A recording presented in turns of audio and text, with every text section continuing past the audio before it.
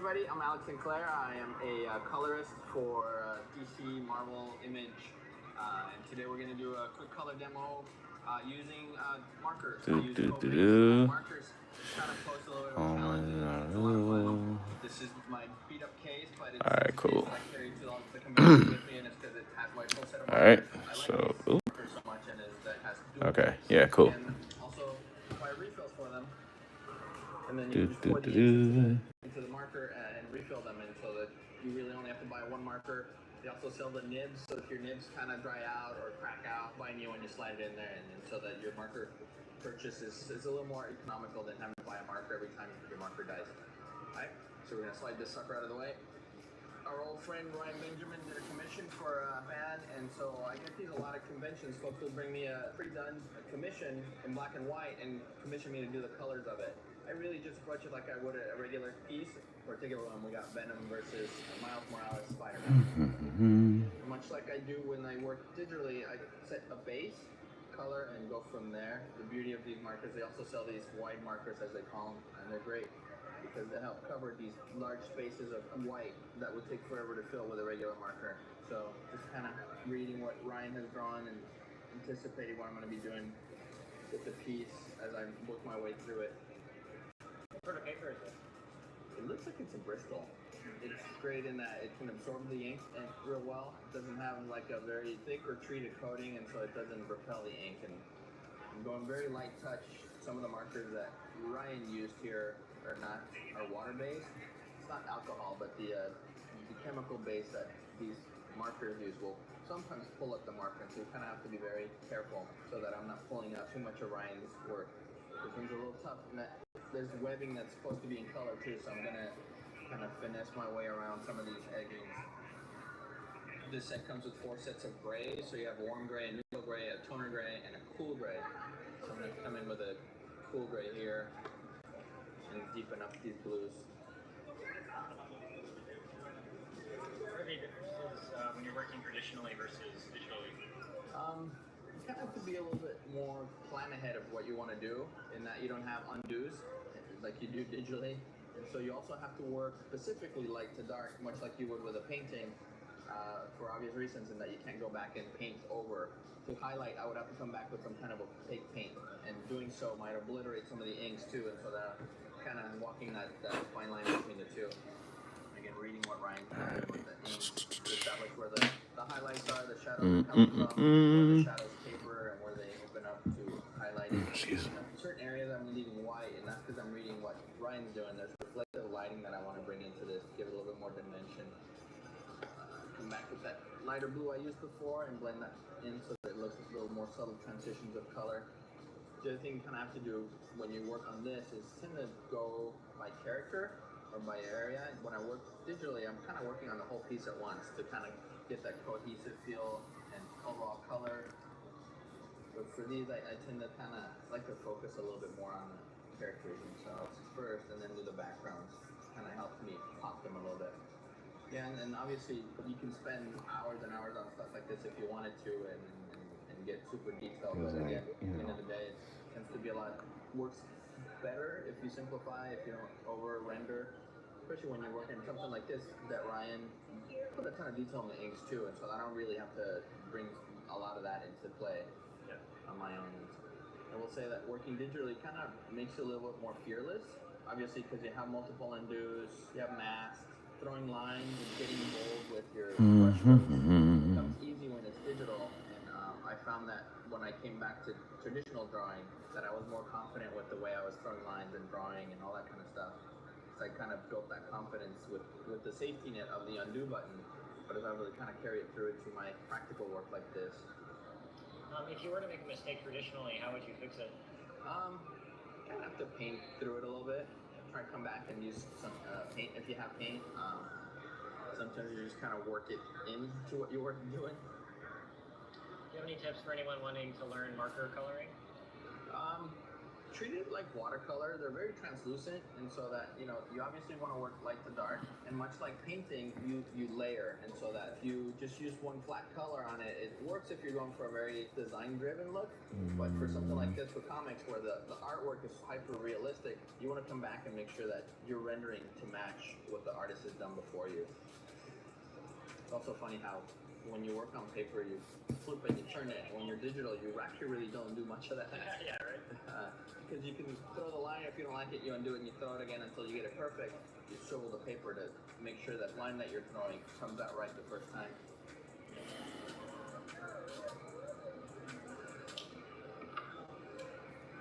Come back and blend these in so that you get nice subtle transitions. Are there any old masters or fine artists that you look at for color? Yeah, for color, I always looked at the Impressionists. Van Gogh was my favorite Impressionist. For technique and anatomy and dramatic posing, the High Renaissance, so like the Michelangelos, the Leonardos are always great to look at. And then for comics themselves, colorists that really influenced my work. Joe Chia's amazing artist, so he definitely influenced me a lot. Lynn Varley is one of my heroes from her work on Dark Knight Returns and also Electra Lives Again. Mark Chiarello is also an incredible draftsman, illustrator, colorist, and so his work always kind of has spoken to me, and definitely someone that I look to for inspiration. You definitely study the artists that you like. A lot of our styles are born out of borrowing from artists we admire. Say like J. Scott Campbell has a very distinct style, but it's kind of this combination of 4 or 5 artists that he's always kind of looked up to, and it really influenced his work early on. Obviously study the colorists that you really like and see how they treat light, how they treat shadow, how they treat reflected light, how they do textures. All those things that you want to get good at that you need to use as tools for coloring comics. I'm not saying copy what they do, but see if you can kind of do an interpretation of their style. Different approaches to coloring that maybe you wouldn't have thought of on your own.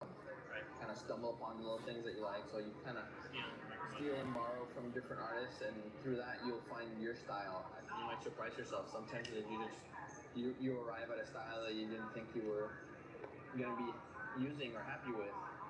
How are you deciding to do certain colors? Well, digitally I usually have preset colors for a character, and because I'm layering here, I'm using grays to shade with, and then I'm washing it with a color, and so that Venom is black, but it's kind of a blue black, and so what I'm going to start with is the grades to drop in the shading, and then I'm going to wash it over with a blue to get that Venom kind of blue black in the end. So I'm kind of working here and making sure that the values that I'm ending up with don't compete too much with Spider-Man, because we got to make sure that both these characters pop. And it's always fun to work on art like this. Ryan's stuff is got so much energy to it, and so that I'm trying to kind of replicate that with the colors and the brush strokes too, so that I'm play a little bit with the transition here on his back between his blue black and the smoke that he's crashing through. You're kind of following the forms with the color, right? Yeah. And you can see my strokes are kind of, they mimic what that muscle would look like, and that sometimes the markers leave strokes behind, and it's kind of cool because it leaves shapes, and so that I'm not just going like this. I'm actually kind of mimicking and contouring the rendering that Ryan has there. Yeah. And by layering the marker, you end up getting that effect. With Venom, I'm leaving some areas like spotting whites in there for highlights, and so that his symbiote is kind of liquidy, and so I want him to make sure that he looks very reflective, very shiny, where the light hits. That's why you're seeing me kind of leave certain areas white, whereas with Spider-Man, I'm only leaving that for a very specific reason with this kind of back shadowing that I'm going to be doing, reflective shadows. Would you color the background with the marker as well? Yeah. And for something like this, I'll use the wider markers to create some of the motion. I also have an airbrush that they sell that has with a little kind of adapter for these markers, and then you just kind of use the markers as airbrush too. Wouldn't it be great if you could learn from a living legend in the comic book industry? David Finch has teamed up with Proco in this exclusive comic course. David will create a full comic page from start to finish and guide you on how you can do it too. Don't let your inner villain, inaction, and his evil sidekick, do nothing, stop you from taking action. If you're interested in learning more, go to proco.com/comic page. If somebody wanted to get like a $30 or $40 marker color set, where do you think they should start? Which colors? That's a great question. It depends. If you're going to be doing, landscapes, then earth tones and greens is definitely a way to go. If you're doing superhero work, get the primaries and grays. I would definitely recommend get a set of grays, whether it's a neutral gray or toner gray or a cool gray.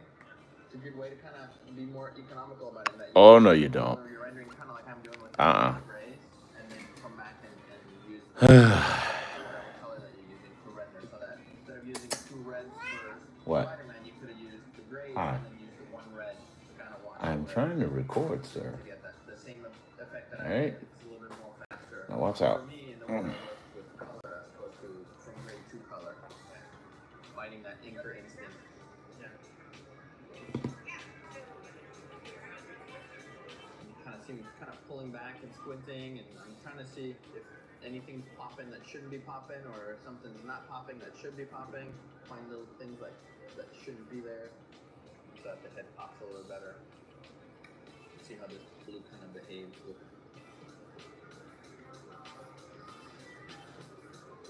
It's a really, really light blue. Do you squint a lot when you're painting or coloring in general? Yeah, a lot, all the time. In fact, my mom always used to yell at me. Squinting all the Do you time? need glasses?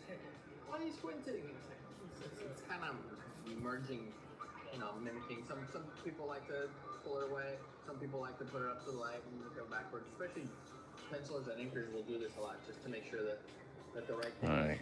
They're so used to My seeing big old it head by gotta flipping it, get seeing in it the negative, camera. certain things pop out more. I'm actually kind of liking just the gray. Sometimes lean into it and just keep it dark gray like that. Let's see something here. Deeper. I need to make sure I have this lined up like I want it to. Do you have any tips on that? Ryan here, what he's doing is doing a lot of really heavy rendering and leaving giant gaps. But on a character that's black and so on, I'm kind of doing is I'm kind of following what he started and just kind of finishing it off and really making the highlight something like this as opposed to something like that. So that I feel like I should just have some fruit instead of coffee. to that kind of dimensionality or Let's mass see of the something here. character. Hold up So with the other light. stuff is more a preference because you can noodle something to death and it still looks the same as it did half an hour ago. And I think I've reached that point a little bit. I'm gonna come in and do one last really light render, soften the stretches here, the whites. Alright, yeah, that's right there. Alright. Is there any coloring exercises somebody could do in their sketchbook really easily or anything? I would recommend doing value exercises, and so that work with one color or just grays and render something so that you can give it mass, be able to establish relationships between 2 objects with just one color is something that's very hard. I think value is probably the one lesson that is the hardest for artists to really grasp. When you're working in black and white, it's easier to work with value. When you step into color, it's a lot harder to manage the values. A color that you don't necessarily think is a deep value, like red, is actually carries a really strong value to it. So Boy, you keep walking over here. accordingly, so it doesn't overpower You're too getting much. in my way. This is where And now you're in camera. On my damn work. I'm kind of mimicking the. Alright, whatever. Ryan kind of put down an ink as I'm coloring it. I'm pulling up a little bit of the ink in some parts of this, so that it kind of ends up helping the art a little bit too, accentuating certain areas that Ryan had on there. Those happy mistakes that Bob Ross loved so much.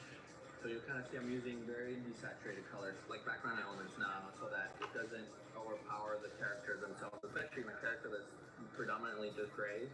You don't want to bring, pink smoke, because all of a sudden the pink smoke. Let's see something. Turn that off for a second. Art course, a comic book art course. Alright, there we go. I can see that much better We're now. about to post host the next set of classes that we're going to be teaching. It's virtual, but it's not a recorded lesson that you just watch and do. We're actually live teaching and instructing at the time so that students can stop, ask questions, interject, and then at the end of the lesson, we give a homework assignment, and then when we come back, everybody turns in their assignment and we critique it for them.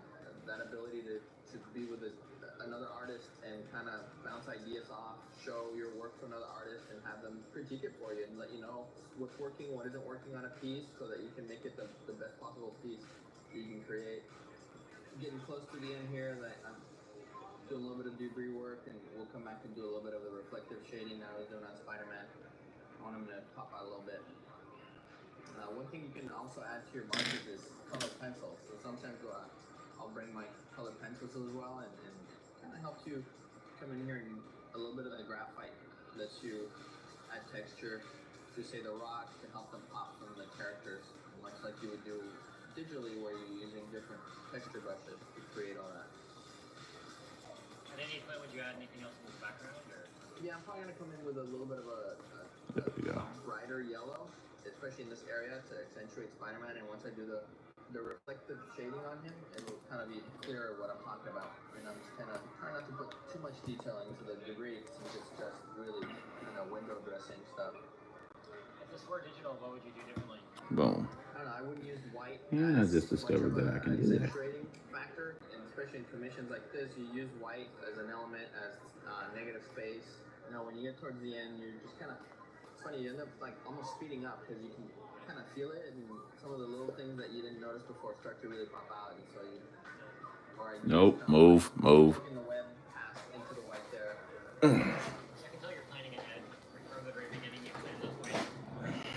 Yeah, so reading the inks in that, you're seeing where Ryan's highlighting, shading, and then there's a secondary kind of highlight, and that's with the reflective shadow, so that if, my hand's sitting here, there's a light coming here, so the highlight's here, there's a radial shadow that at some point stops because that same light is hitting the paper underneath it and bouncing and coming back, and so lighting the bottom of my hand. And so a lot of things that you can do and experiment with is do this say with your iPad, and then put open up a page that's all red on your iPad with a light bulb here, and you'll see that the top of your hand is natural colors, white shadows, but then this kind of underlighting or reflective lighting is red on your hand, or green or blue depending what you're doing with your screen. And so I'm planning ahead to create that reflective shadow since they're crashing through a window, maybe an explosion and something like that, and they continue to build up certain elements of it.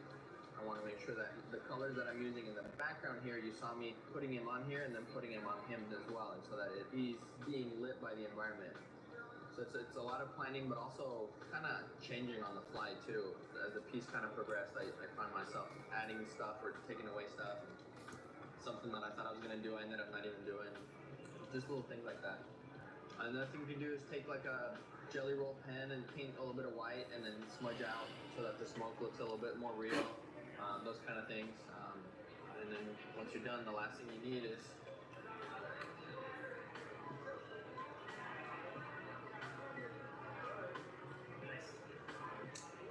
there you have it. I'm most active in Twitter and Instagram.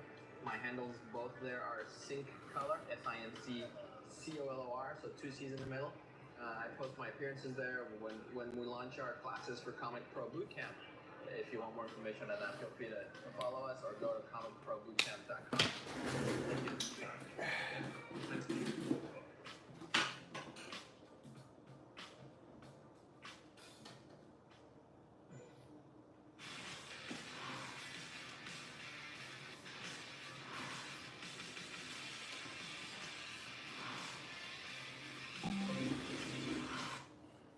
No, not that one.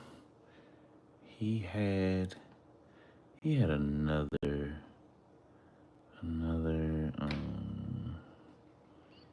video. I just got an alert from it. He had another one. If there's a white shirt. Oh, hold on. What does that mean? If there's a white shirt and I'm putting a ton of shading into it, it's going to compete.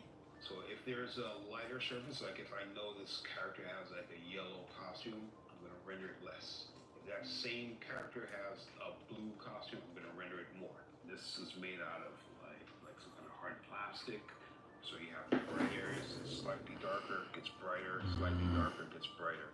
And now it's a pattern. So that could represent a reflection coming in from something that's off camera that you can't see. Then you can come back with your eraser like this and just kind of add little areas like that. Now those areas could represent the highlights. It could be a light bulb or a series of light bulbs, you know, on the side of the character, and it's being reflected on the suit. If there's a white shirt and I'm putting a ton of shading into it, it's going to compete. So Can you if save there's that? a lighter surface, like if I know this character. Alright. And then what was I gonna do? He was coloring the Joker. Yeah. No, not that. Yeah, he was coloring the Joker. Where is it? No, wait. I can go to my subscription. There you go. And then boom. Welcome to the tutorial on how to color these villains using our Rogues Gallery set from Olomarker. Definitely my favorite marker for many reasons. They're very customizable.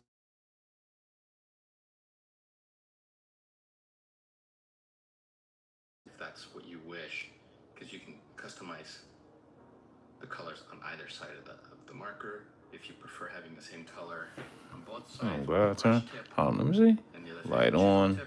Oh, that's bright. I actually Yeah, I need to dim that. With the brush That's tips. better. All right. And that's my All choice. right. Obviously, That's you the have one I your can choice whether you dim. prefer. The chisel tip helps you fill in larger areas. Working at this size, we shouldn't have any problem creating this piece or parts of this piece with just the brush tips. All right. So I'm going to get started. I'm going to call out some of these colors that I'm using. This is what the set will look like. It'll come in a different container. It's a cool plastic wallet that holds 16 markers, 32 colors total if you're splitting the markers. That's all I'm going to use to color this. We're going to start with the Joker, everybody's favorite. I tend to work light areas to dark areas. With him, white's a big part of his color. One of the reasons why I start with his skin is because it establishes the low, medium, or the white point of the piece. I'm using B 7.0 to shade the Joker skin. And at this point, one of the things that I do before I start coloring, I do read the inks. It's showing me that Scott and Jim have established the light source coming from above the Joker. All the shadows are being cast downward into the rest of his face and skin. I'm gonna do. So I'm gonna go ahead and shade from the darkest part this of the time, skin but up towards the light. next Go time. up there as part of the highlight. Have a different approach. See my brush strokes move that way. Start at the darkest area and I move up. The strokes also follow the contour of that area, and so that you saw me kind of doing the eyelids. I was going in an arc, mimicking the arc of the sphere of the eye, and that helps give it that shape, that mass that we're looking for. So I'm kind of working my way through the whole piece. This is in shadow.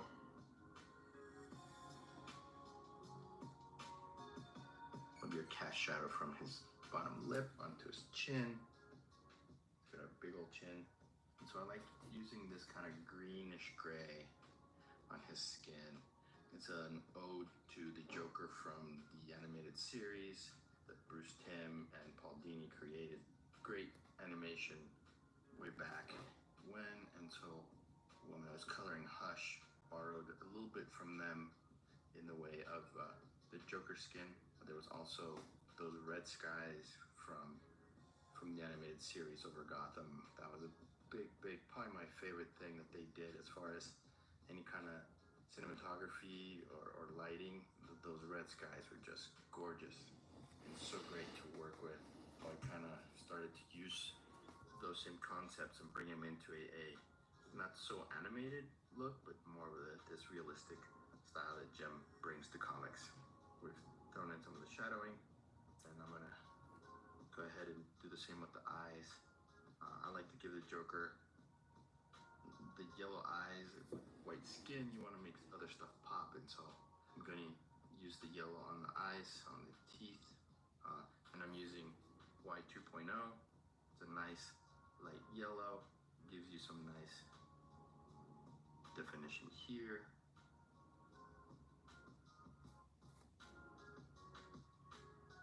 If the light source is up here, then those shadows are going to cast on the opposite side of the light. So the teeth are fairly flat, and so they don't really round too much, but you see that I add more yellow as I move farther away into the mouth. Gives it this really kind of sickly, even kind of evil look. Then I'm going to use WG3, that's a warm gray 3, to accentuate some of those shadows. Using a very light touch here as far as pressure goes. I don't want too much of the ink to come in and darken it. I'm also showing you that there's two kinds of shadows, which is a gradual shadow or a regular shadow, and then we have cast shadows. A cast shadow is when one object overlaps another one in between the light and casts that shadow. And so when you have a cast shadow, you have a very distinct hard edge.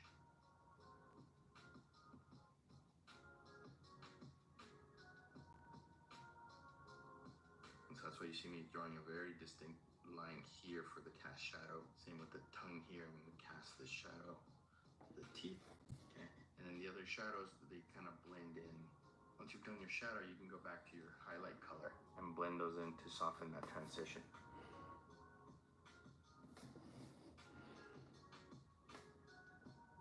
Moving on, we're going to go to the eyes. I'm going to use red. That was the color that we used for Hush.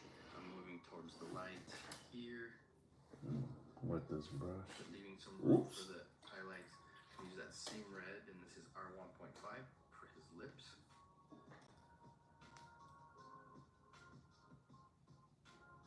And I'm not going to fill it all in. Eyes being wet will come to a full highlight. This is why I like the brush tip. You get some really nice detail work coming with R1.7. And I'm going to shade over that base red. And so anything that's in shadow, I'm going to give it a transition from that black into that lighter color. Oh, that's excessive. I'm going to do the same here. I'm going to use that dark red. Lastly, I'm going to come in with an R.3, 0.3. I'm actually trying to control my hand because I had some coffee and I'm feeling a bit jittery. And then into the white on the lips. Really subtle, but it gives it a nice touch, a nice transition. I'm now going to grab my B4.6 and finish filling in the eyes. I'm going to go back to R.3 and we're going to do the gums and the tongue.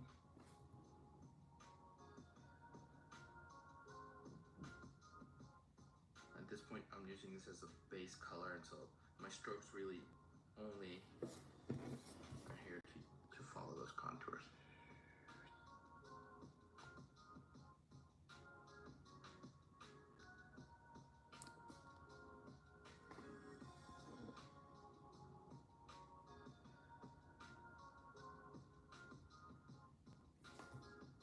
I'm going to shade with R5.5.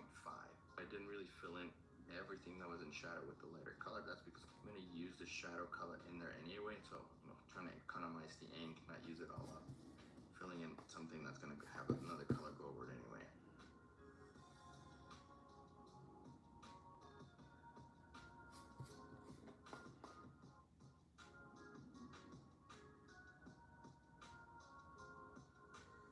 Alright, I'm going to come back.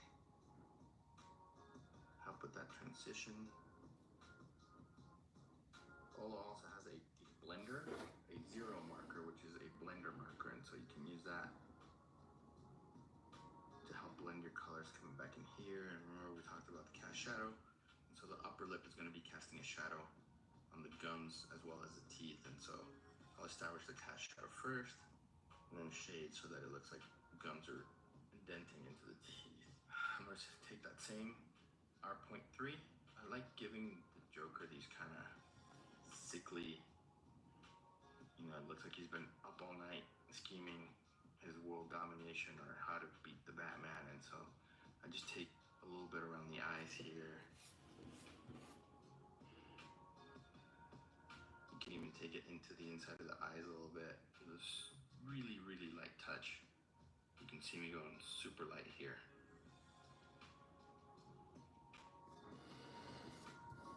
Moving on to the hair, we're going with G1.5. Very reflective, very shiny.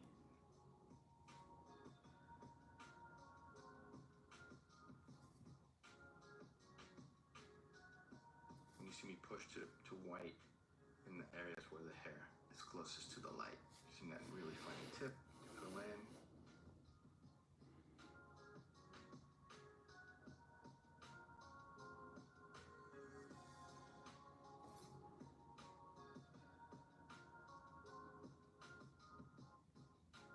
A lot of crazy hair on the Joker.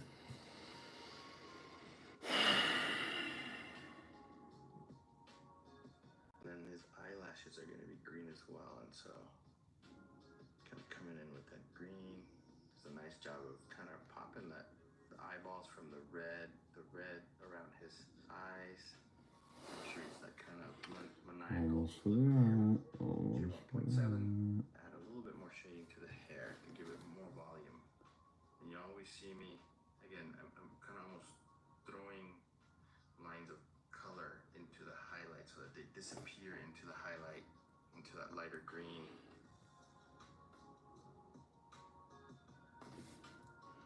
It's obviously darkest as it comes into the scalp, backwards in space a little bit.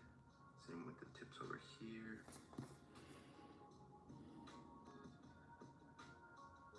Continue here, we're gonna go with a suit. We'll start with the BV 1.4. Part of the suit's right here, that's the sleeve. And then we move into the rest of the suit. Just long strokes here, contouring the shape of the shoulder, moving into the chest. Long strokes, overlapping strokes, kind of try and minimize the streaking here. And as we start to render it with a darker tone of purple, you'll see that that's also helpful. Going here into the lapel, and always moving, always following those contours. V2.6 is going to be our shadow color, and moving it up in from the shadows into the highlight. Okay, and I actually like this very, very much. I think I got a little something right there. Come back with that lighter color and blend it out. Yeah, this is really cool.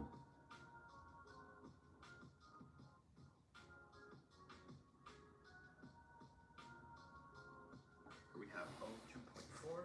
That is tight. Shirt. That's tight. Let me look at something real quick. You know what? We are going to go with it. We're not going to worry about it. Shirt here for us. That is cool. Different I like that a lot. so definitely need these colors. So just a little bit of cast shadow here. I'm gonna blend it out. I'm gonna Blend it out. I'll put that right there. And I need, oh man. Ooh.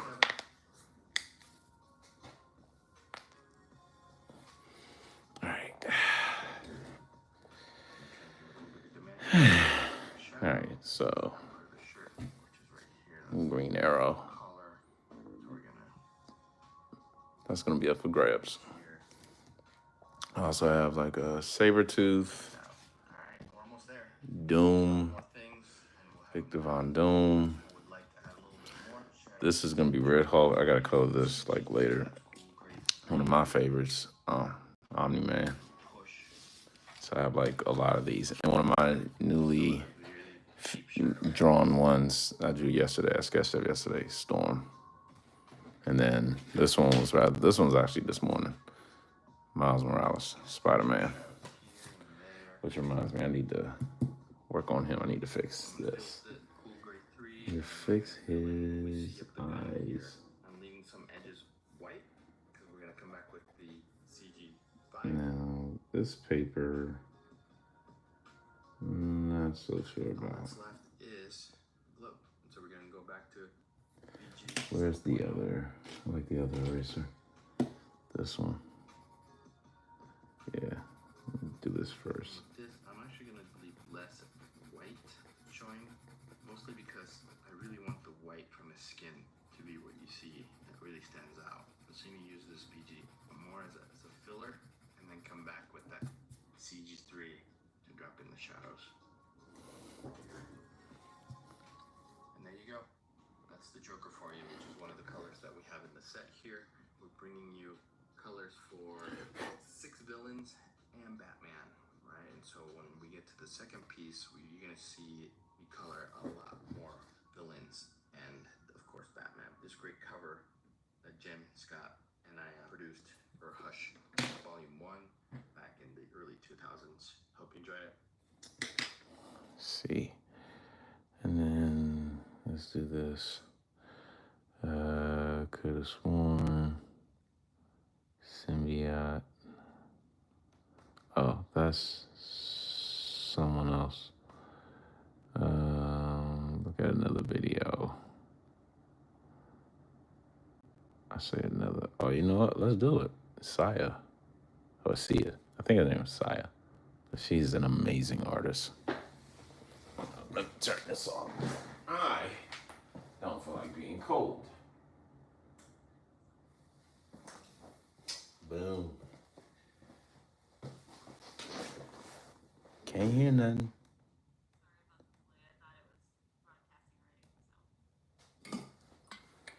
Okay. Now.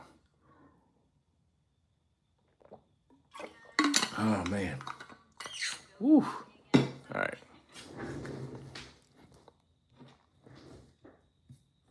I need. I got this pencil here, and it's good and it's cool. But I gotta admit, like I found myself like going back to good old fashioned. Oh no, the lid came out. The heck? It's crazy. Like I will go back to this so I can move and pivot and all this other stuff. Still sharpening. Still sharpening. Just keep sharpening. Just keep sharpening. All right. Here we go.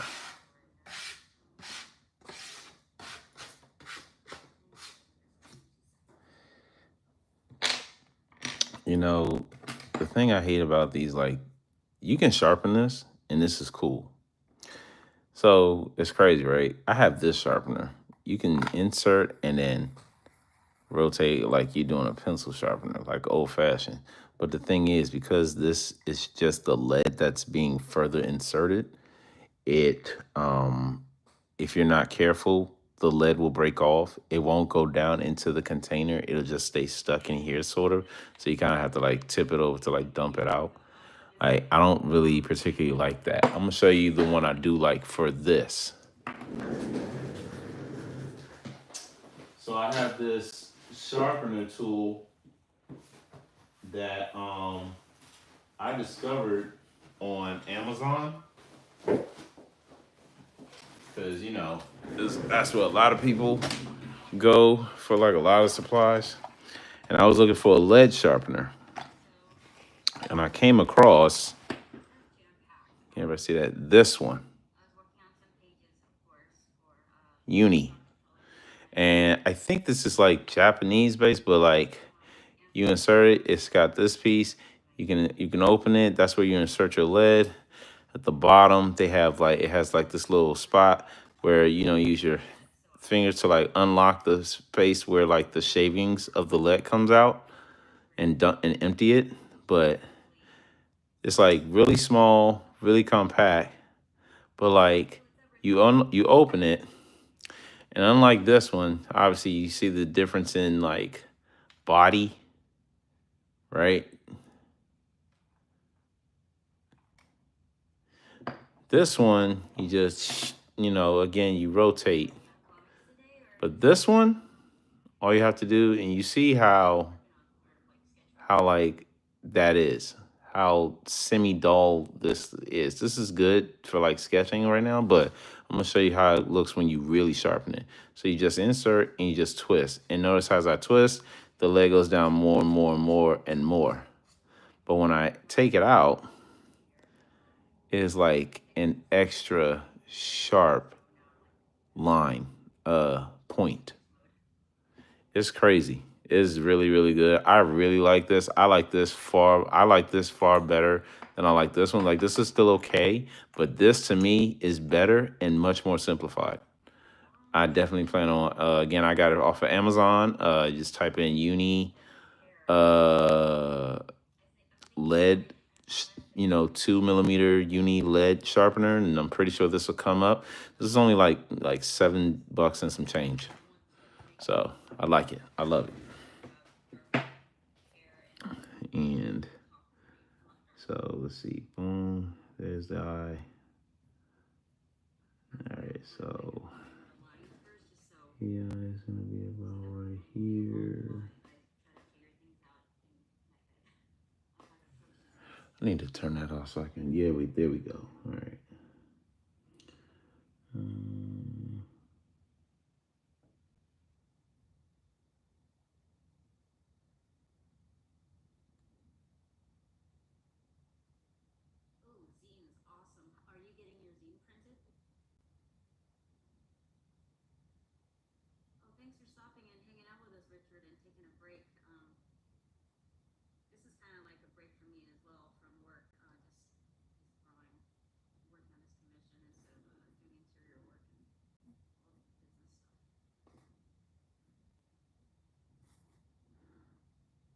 So you can get like really crisp like lines for this. Yeah.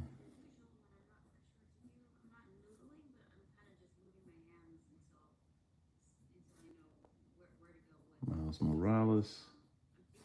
So I'm doing like these little card stocks, these little 4x6 card, Bristol card stock, Bristol board stock illustrations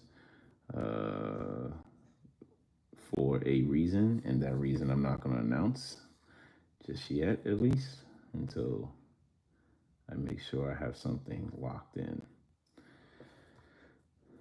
I'll switch this up. There we go. How about this? And go that. How about we do that? Yep, there we go.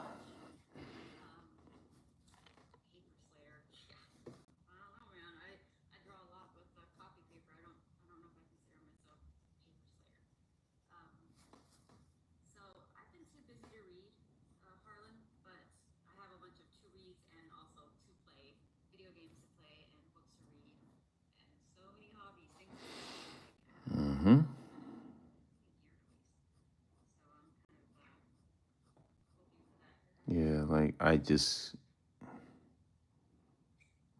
like for whatever reason, like this feels better versus this. I don't know, but that's pretty cool. That looks better to me.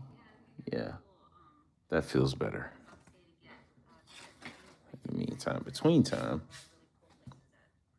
I'm gonna go to this. This is gonna be fun to ink. It's gonna be a lot of fun to ink. All right, so I'm gonna do the body because this part I kind of want to save for last, sort of. I don't know. I'll see how I feel later. Boom.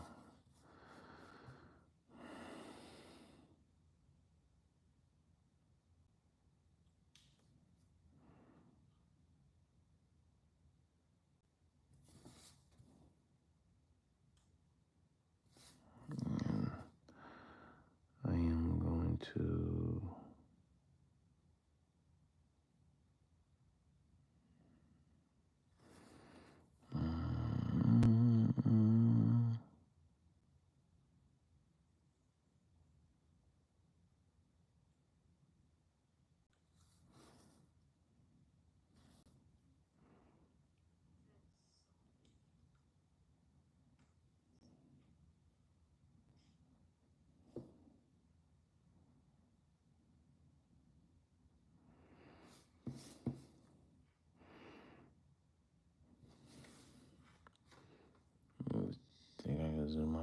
just a little bit. Yeah. All right. Let's see. Do.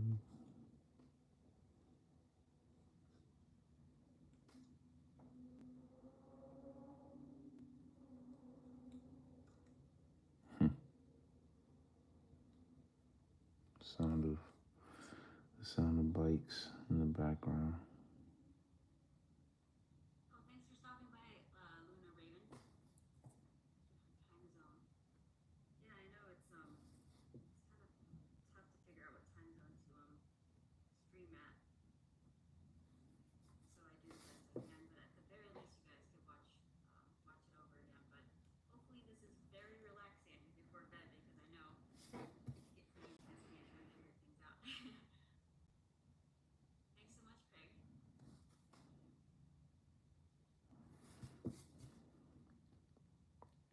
Man, her skin tones are beautiful. Well, you could consider this a Q&A in a way. I mean, I'd love to give feedback. That's kind of why I'm glad you guys are here. So the question is, any very quick minimalist backgrounds? I'm fine with characters, but that's as far as it goes in my mind, as far as it tends to go. So watercolor wash a little bit behind the character. That's great. Or yeah, kind of like if I took a flat one of these markers, the really big broad ones, and just brushed the color behind it. That tends to work pretty nicely. So it really depends on the type of.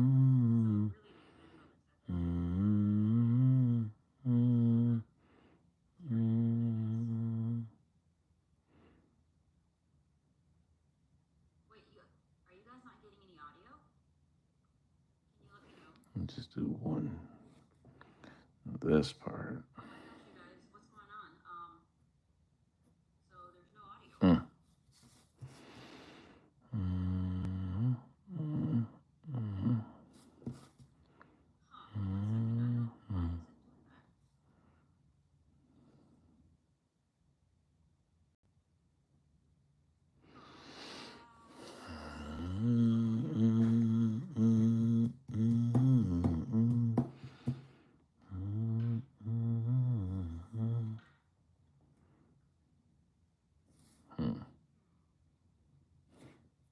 Oh, yeah.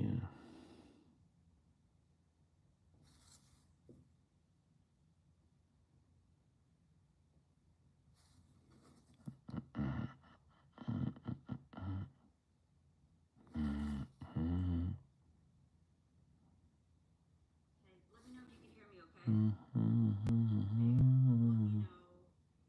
can hear me.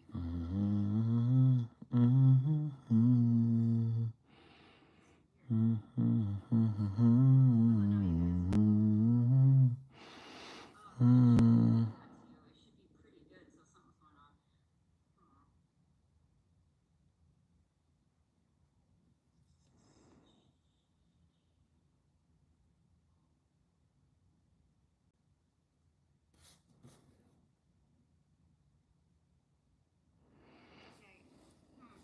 Can you hear me now, you guys? Testing,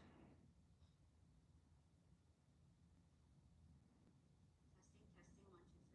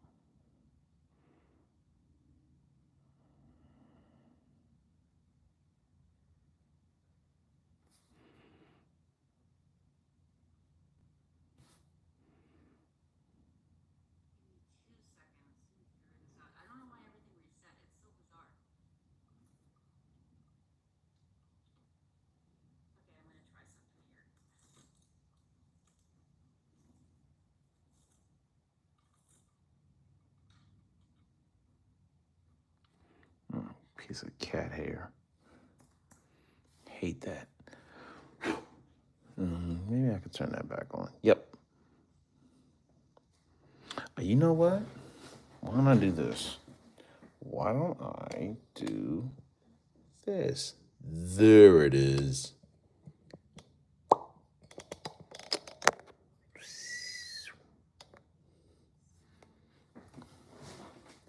That way, you can see what better that I am doing.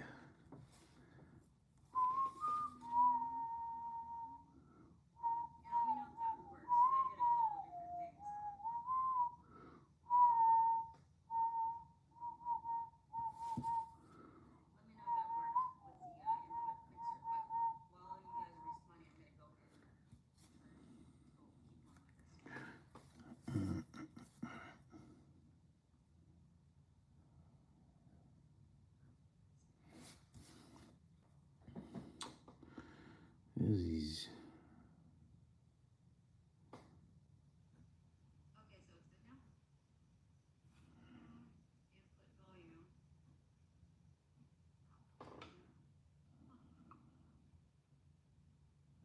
Hey, if you can't see me, I'm waving. Okay. I have no idea. So I'm actually just wanting to ink the body thus far because everything else I really just want to save for like later.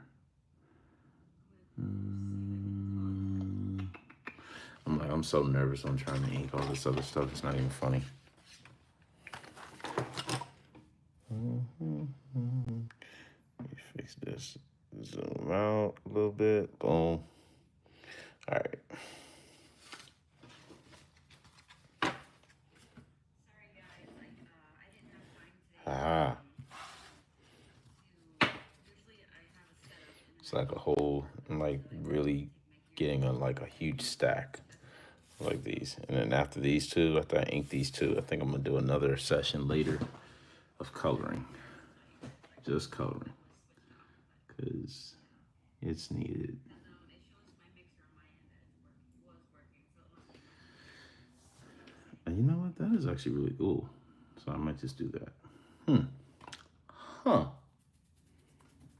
Huh. Oh, man.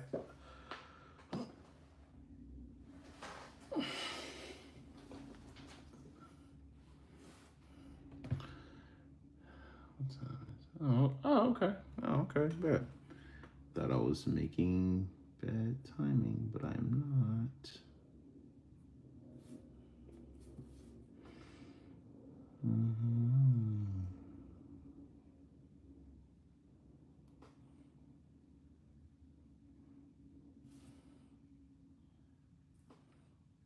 for letting me know. Now it's getting brighter again. It's like I get to be the tech person at the same time as the artist.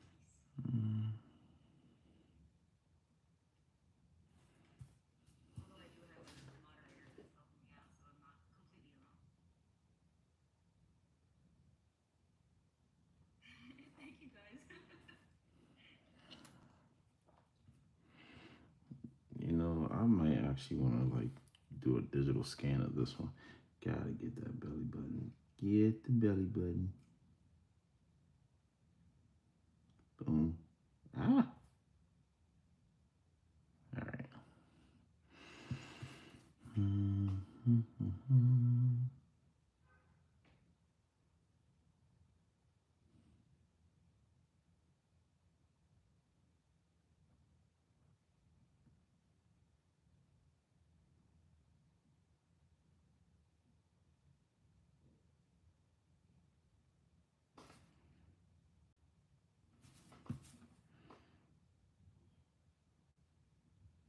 Hey, thanks for stopping by. So we have a few No, people leave that here. alone. Oh man, I was about to mess with something I had no business. Fix my audio. 3. Maybe that's all I have to fix for 1, 2, 3. 1, 2. 1, 2.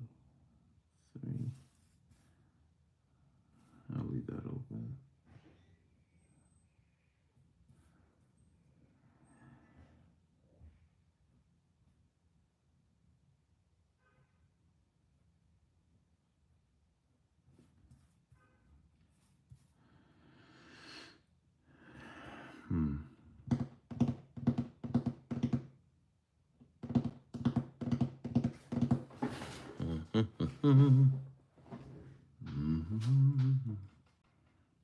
the way she adds colors is like, you know what? I'm going to, nah, I don't like that because I feel like it gets in my way. So I'm just gonna go freehand. Rocket Man, sorry.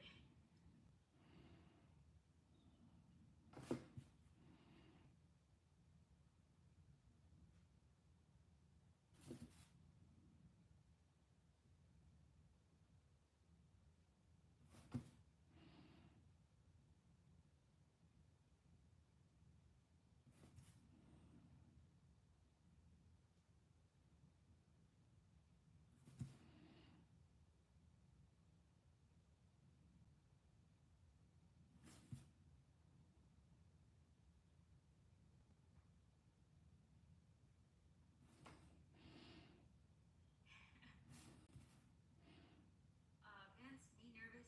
Nah. You know why? Because I just watch you guys do all these trades and, talk smack back and forth, and I'm like, oh, yeah, I'll just learn from you guys. I mean, I'm ready to go. Start talking smack too. Oh,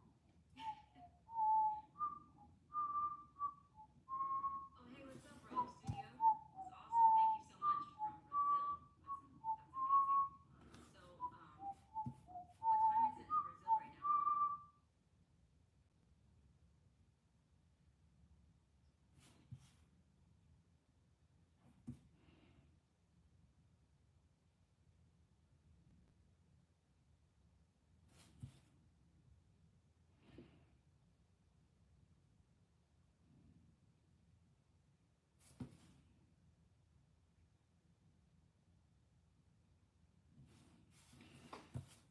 Oh, that one looks really nice. So, Joel asked if I would ever do a live stream of like my layouts. Yes, I would love to do that as soon as I get to do a little bit more of my comic book. You guys will get to see the layout process and some of the penciling stuff.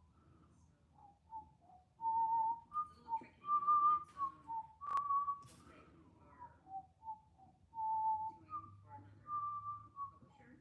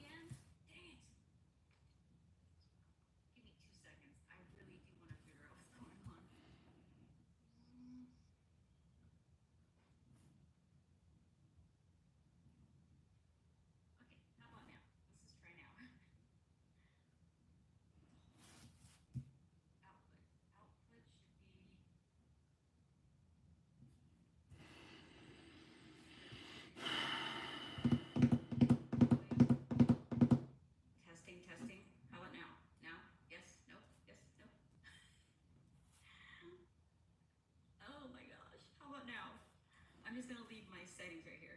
Better. Yes. Okay. I don't know. I'm so sorry. I'm like touching all these knobs and stuff.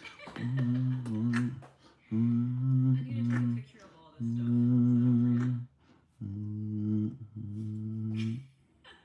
I'm so sorry, you guys. I'm so sorry. I'm so sorry. Oh my gosh. Whose eardrums did I destroy?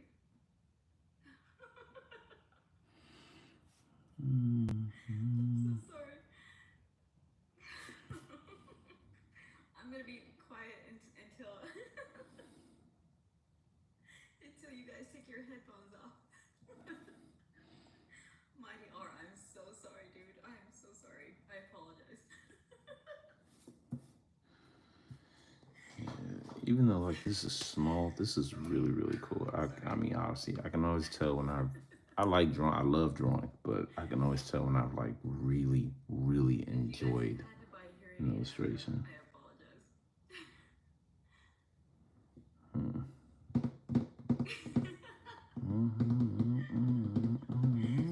Okay, I should get back to drawing.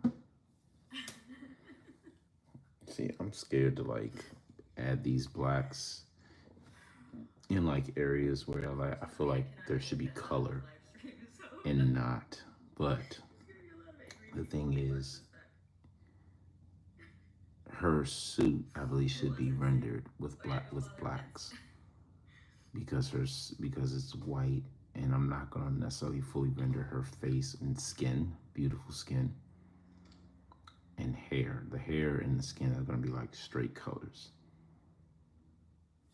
So there's like light rendering, but again, I'm not too sure. I mean, hell, if push comes to shove, I don't like it. I'm like, well, all right.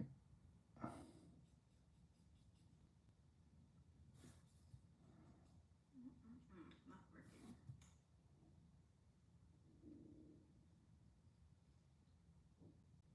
Thank you so much, you guys. Yeah, Vince, posting on social media does help. That was early stuff where social media wasn't known for getting your work out there, but things have changed quite a bit. And honestly, the work doesn't have to be perfect or great. It's like even you just improving as an artist, I think, is even better to have your work out there than waiting for it to be perfect. Because Lord knows my stuff was not that great.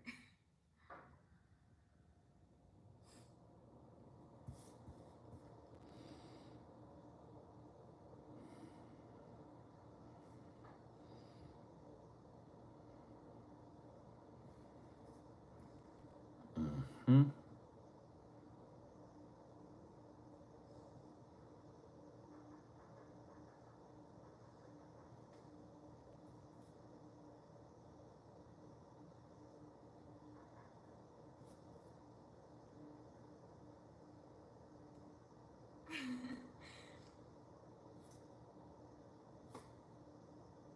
Thanks so much, you guys.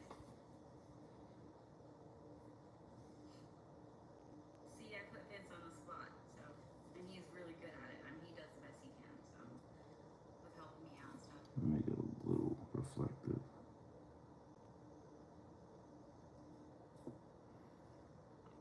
Yeah, Xavier, remember back in the day? You just do the best you can. You put your stuff out there, and then it's not until you look back years later, you're like, oh wow, okay. For a while, you're like, this is good enough. This is passable. People will be okay with it. But and then you get better, hopefully, and then you look back and can say that you've improved.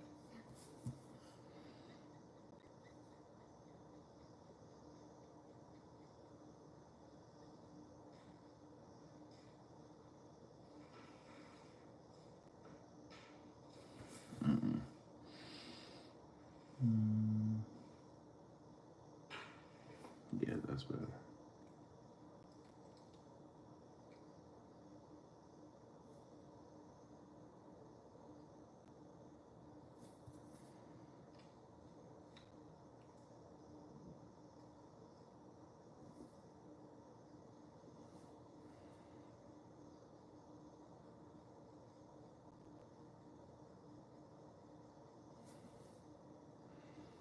So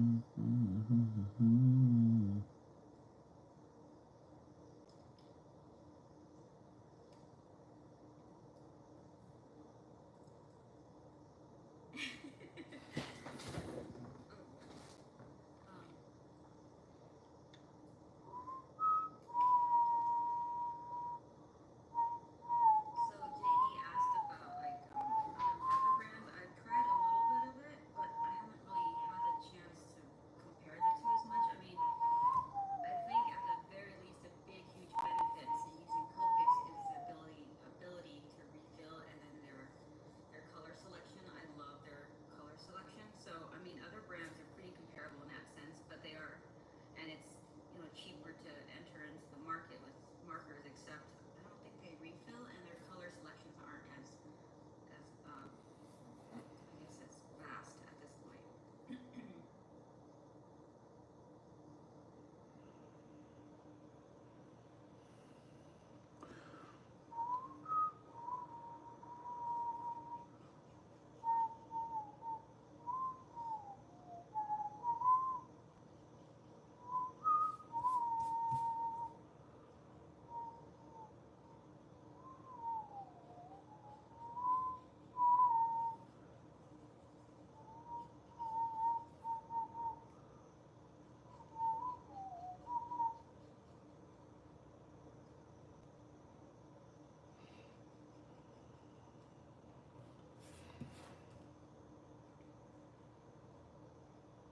And like once you start on the path of Copics, it's This is kinda looking easier just to stay on that path because really, really good, and I'm not even close to like finishing. refills. So if you went with I another brand, really, you really would like start this. over again.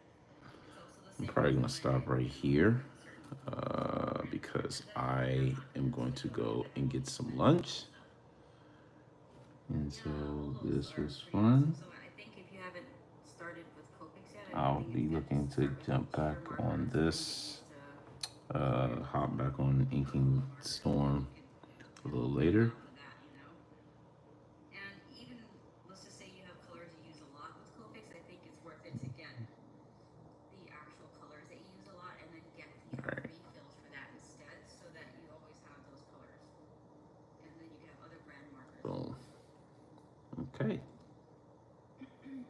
All right. Yep. I think I'm gonna do that. Thank you so So much. I'm gonna stop right here, take a breather, and then I'll come back to it. Might ink it a little more. I don't know yet, but this was fun. Definitely come back on that. But at least I got Green Arrow, and then next thing is gonna be Storm. Then the next one is Miles Morales, and then this one. Who's that Pokemon? But anyway, I'm out of here. I'm going to grab some lunch. Catch you later, world.